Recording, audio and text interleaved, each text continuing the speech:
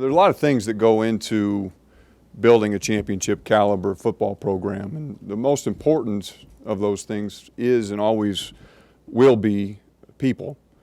We made a great step in that direction in March, of course, with the addition of Coach Smith. He's done an unbelievable job of bringing in a very talented group of assistant coaches, support staff. Our student athletes have bought into that with everything that they have, and so we're so excited about the direction of our football program from a leadership standpoint, from a coaching standpoint, and that really, like I said, will always be the primary driver of what is going to make a championship caliber football program. The second part of that is really why we're here today, and that's to talk about work that we now have planned to the south and to the east of our stadium that will highlight some new football facilities that will be there to benefit all of our football student athletes going forward.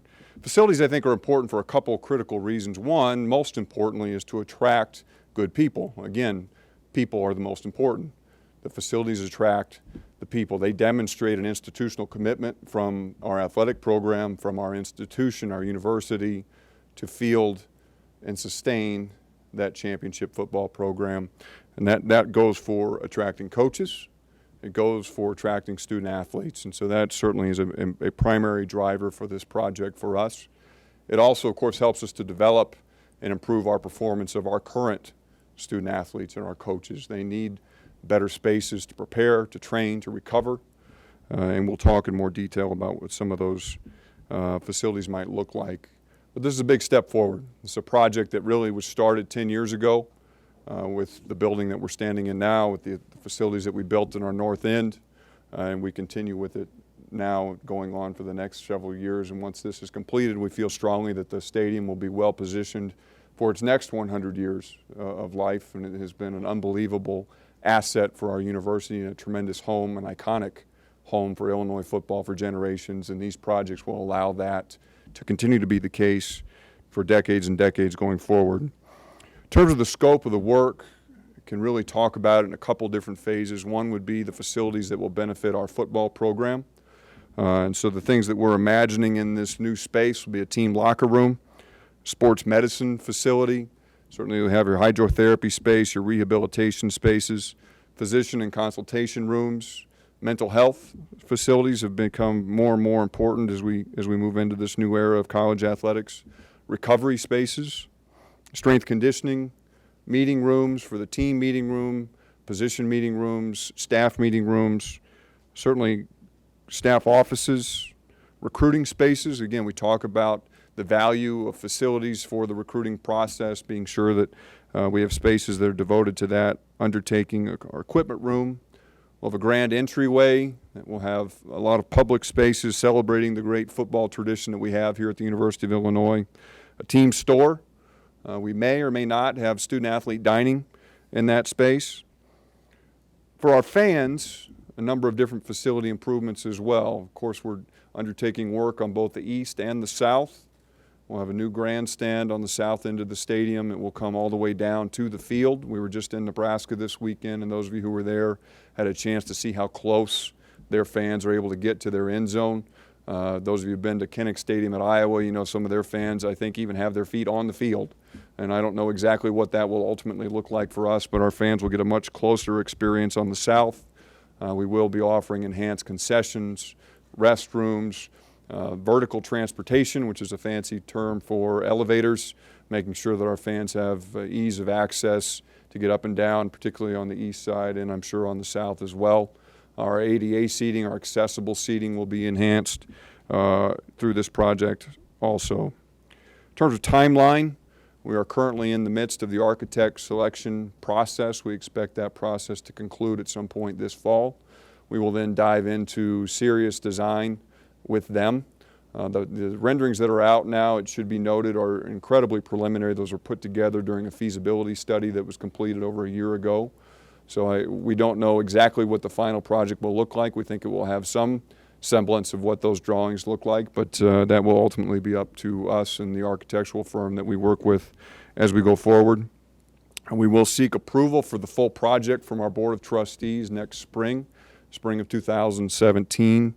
We anticipate we'll start demolition on the South Horseshoe in the spring of 2018. We don't know, although we would anticipate that this will mean some disruption to the south end zone seating during the 2018 football season. As we work through the planning process with the architect, the engineers, we'll put together our ultimate timeline, and if that is in fact the case, we'll be communicating with fans who are seated down in those areas to be sure that they have a great place to enjoy Illinois football during that 2018 season. And then we would anticipate we'll open the south facilities in 2019. We'll have our football team relocated in time for the 2019 season. Our south seating open at that same time, and then we'll come back in and finish the east facilities, have those done in time for the 2020 football season. In terms of costs, it is an expensive project. We expect total cost to be upwards of $130 million. If you were looking to break that out, I would say somewhere 90 to 95 million of that will be spent on the south, and then the remainder on the east. Our funding will come from what I would call our standard resource pool in the athletic program. Certainly the philanthropic generosity of so many supporters that we have with our program, but also our ticket revenues, our sponsorship licensing revenues, and of course our Big Ten membership distributions as well. I think it's important that we note that we will not be using any state dollars, tuition dollars, or new student fees to support this project. This will be funded entirely through the athletic program. We think that's important given our climate today. We've already seen tremendous response from our donors. We've been out talking with people about this project for some time. We've received several significant commitments from friends of our program. We'll be excited to announce those individually as we go forward, and we look forward to engaging a lot of our fans and supporters and about different ways that they can get involved with the project and making sure that we have the resources necessary to move this thing forward. Last thing I'll say is just a couple quick comments on why we're doing this. And I hope that as everybody saw when we made the decisions that we did in the spring, there's a commitment here to building a championship football program at the University of Illinois. We believe that that program is necessary in order for us to achieve our goals as an athletic program, in order for us to achieve our opportunity and realize our full potential as a university. We want to enhance our fan experience. We've asked now over the last few months for our fans to invest in us. This is about all of us. I've said that on every opportunity that I've been given, that in order for us to accomplish our goals, it really requires every person, every Illini to step forward, and we want to be able to reward them for that faith and that generosity. And so the East fans, the South fans, they will enjoy an exceptional experience as a result of this project. We do have some structural challenges that are growing in the South. That building was constructed in 1929, and so we have a lot of work that would need to be done there, no matter whether we include the football facilities or not. And so we want to be sure that we're, again, preparing that facility for the next 100 years. And then lastly, and this will come as no surprise to anybody, this is important in order for us to win. We all have understand what our commitment is from a football program to fielding a successful team. We have started to take those steps forward now with the staffing decisions we've made, and we need to back that up with the resources and the facilities in order to field that championship program. So with that, again, this is an exciting day. We are incredibly enthusiastic, bullish about the future of Illinois football, and very grateful to our Illini Nation, our fans, our supporters, our donors, and all those who have great interest in supporting this project as we go forward. So I'll stop and answer any questions. Since you don't have an architect yet, don't know what the exact numbers will be, but what's your feeling about what this will do to capacity here? On the capacity side, our feeling is that we will likely gain seats in the South because, again, if you look down there into the stadium, you'll see that we've got a lot of green space there that we can take up with stands. So we expect we'll gain seats in the South. I think we'll probably lose some seats on the East. That's what happens when you touch a building as old as the East stands are. You start to make those things ADA compliant. You widen the aisles. You add additional seating. You're likely to lose overall seats. So our expectation, though, is that we would net about the same. And our goal and intent is to stay above 60,000 with the capacity for the stadium.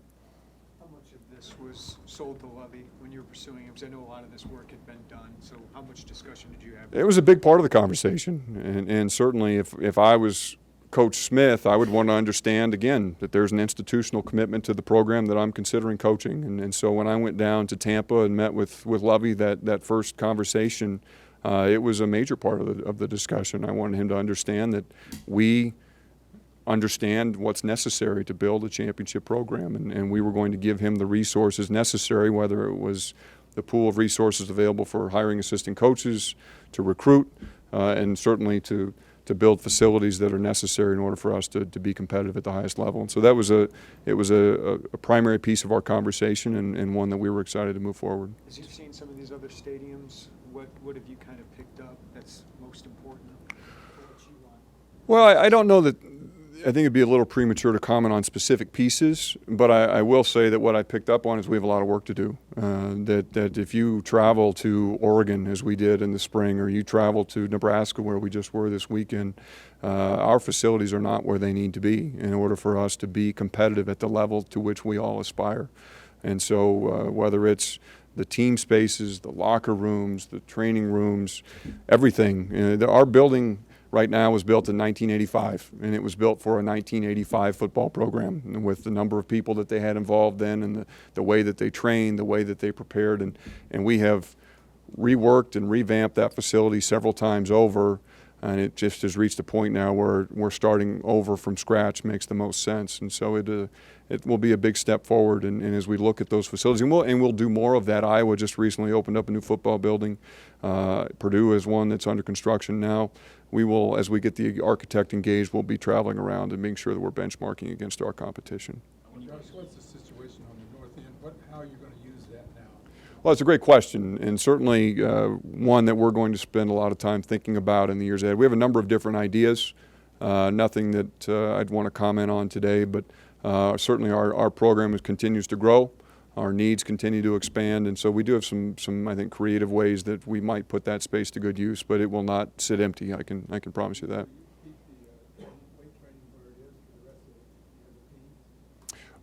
That remains to be seen. That remains to be seen as well. How much of this was brought up in your interviews when you were interviewing for this job? Very little. Very little. In fact, I wasn't aware that this feasibility study had been done until after I started. Since you've come on, Josh, is there any aspect of this, whether overall or specifically, that you've tried to steer in a new direction, or try to put your stamp on this project, maybe the timeline too? Well, the timeline certainly is aggressive, and having the football elements open in 2019, I think for people who work in the private sector, that might sound like a long time. For those of us who work here at the university, that sounds pretty fast. And so we're moving it as aggressively as we can. I think that I'll have an opportunity to put a lot of stamp on this project before it's over with. Again, we're just getting into the nuts and bolts of the design process, but I look forward to engaging in that. And I think that we've got some really nice ideas about how to move this thing forward. What would not make sense would be for us to allocate these resources, go to this effort, and then still not have the facilities where they need to be. And so we're going to take a step. We need to take that step, and I look forward to being engaged in that and having great influence on it. I know there's a Hall of Fame across the street at the State Farm Center. Are there any possible plans for a football-type Hall of Fame? You never know. I think there certainly will be spaces that are devoted to celebrating our football tradition, our football past, whether that's a football Hall of Fame, quote-unquote, or something that's perhaps couched a little bit differently. I'm not sure yet, but I think that we definitely will be celebrating our football tradition. There's no question about that. Josh, you've been to a lot of buildings in the Big Ten. Where currently does this one rank?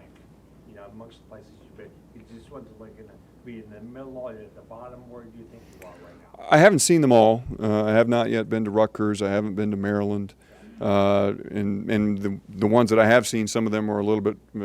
It was 10 years ago, so a lot of places have upgraded. I would guess, and I feel safe in saying, we're probably in the bottom quartile of the Big Ten, and that might be generous in some cases. We have a wonderful stadium, and I can't say enough good things about Memorial Stadium. And the more places I go, we were just commenting this morning at Lincoln, for example, they have an academic building that's 20 feet from their football stadium, and to have the landscape that we have, to have the exterior facade, and now to have done the work that we have on the inside of the stadium, I love everything about Memorial Stadium. But our training facilities, our football operations center, is really where the deficiency lies right now. So where is the goal to be at the top, or to be toward the top, or what, you know, in terms of when people walk in, they'll say X, Y, Z, where you are? Our goal is to be in a position to compete for a national championship, and whatever facilities are necessary in order for us to get there, that's what we're prepared to do. I don't know where our facilities will ultimately rank. The facilities in football and in college athletics in general are a little bit like technology. And as soon as you buy a computer, the next day it's already outdated because somebody else has already come up with something that's bigger and faster. And facilities in athletics are a little bit like that. And that's why we need to take a significant step. If we just go halfway, we'll already be behind before we even open the doors. And so we intend to take a strong step forward with this. Are you expecting to have a point man the way Warren Hood has sort of been the point man for a lot of the State Farm Center stuff? Is there going to be someone in your department that's going to be, you know, Sure, doing that? sure. Some of you are familiar with Brett Stillwell.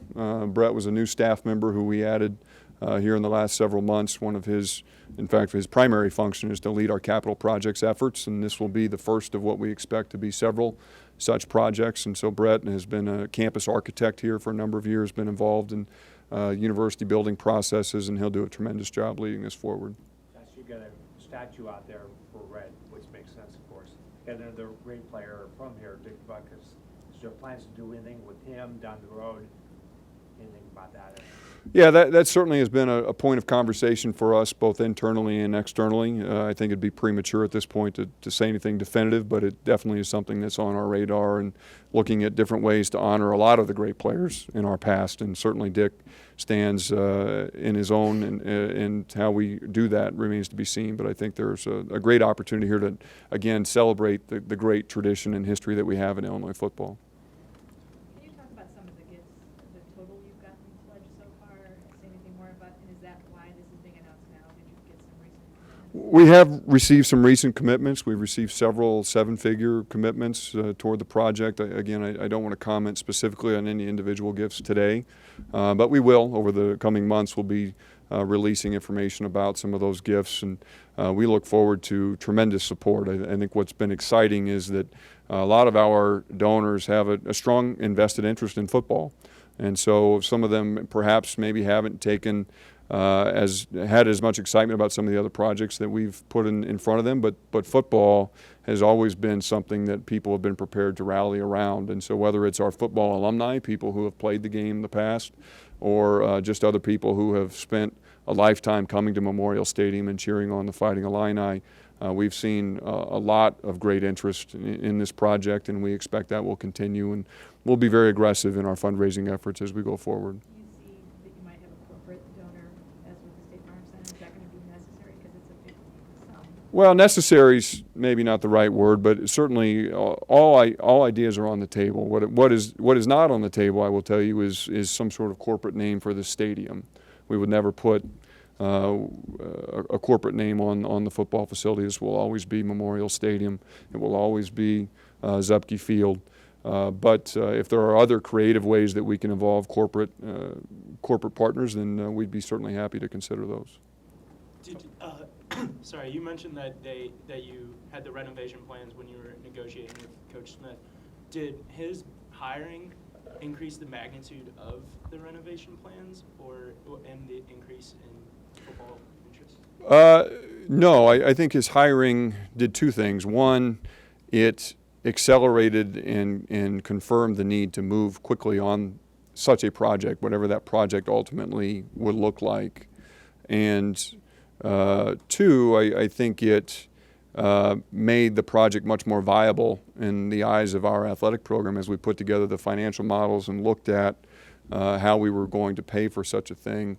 The excitement and enthusiasm around Illinois football has now reached a crescendo, and we want to take advantage of that. And so having Coach Smith on board has accelerated our timeline, and I think made the project more viable because of the financial resources involved.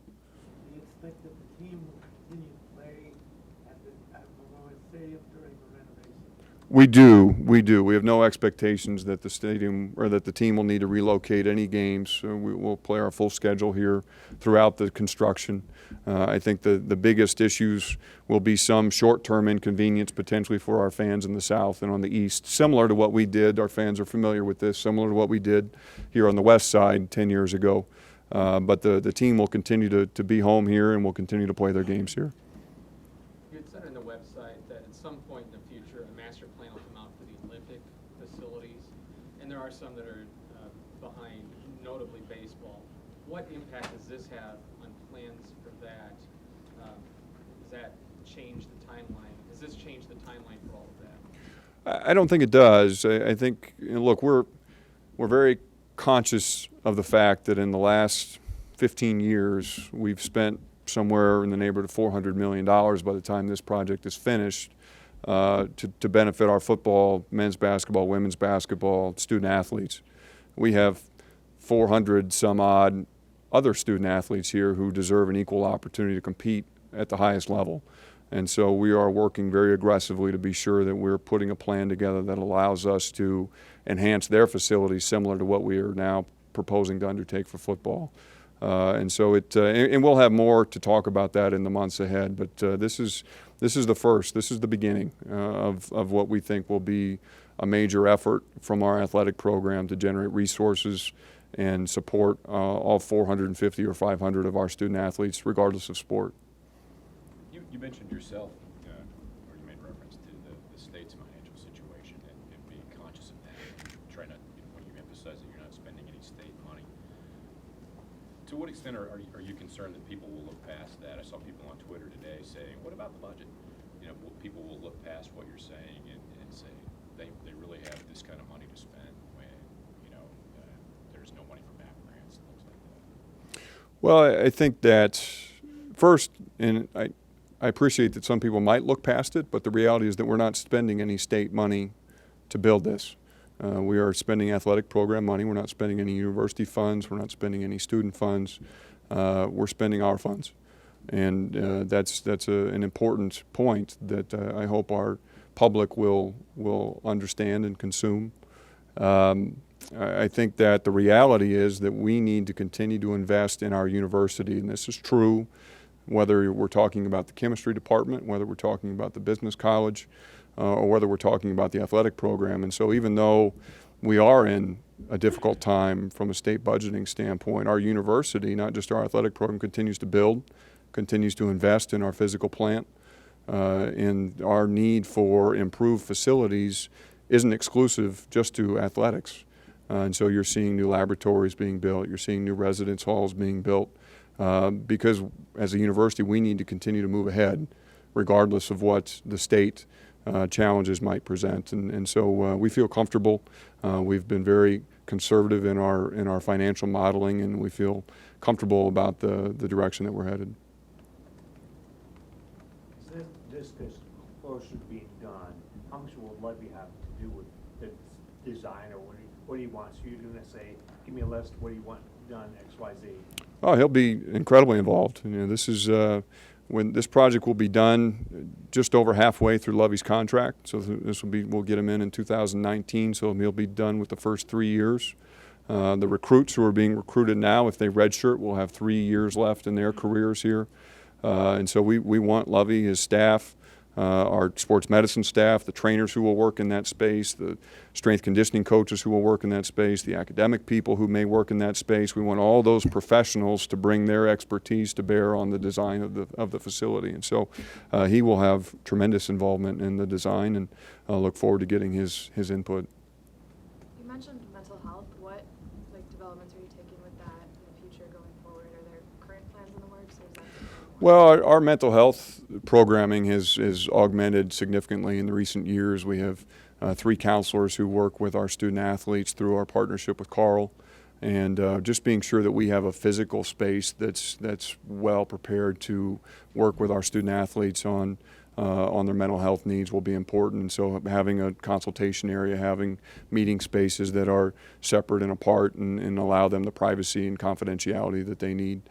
So we're already doing a lot of things in terms of the physical personnel infrastructure, but we want to match that up with physical plan improvements that allow those services to be even better. We can check the phone line. Is there anybody on the phone line to have a question for Josh? I'm good, thanks for asking though. You guys covered it. Any final questions in here before we? Yeah, I'm good too, thanks for asking. Tax work there, like reseeding, that kind of stuff. You know, you had to do that, I guess, when the stadium was rebuilt. Will that have to happen again, or is that not going to be part of it? That's a fair question, and one that I don't know the answer to standing here today. I think a lot of it depends on what the ultimate plan looks like.